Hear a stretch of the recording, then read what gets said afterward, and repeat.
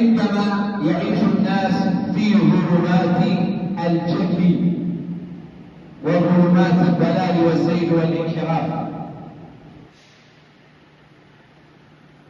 ولذلك حثنا القرآن الكريم أن ندعو بهذا الدعاء وقل رب زدني.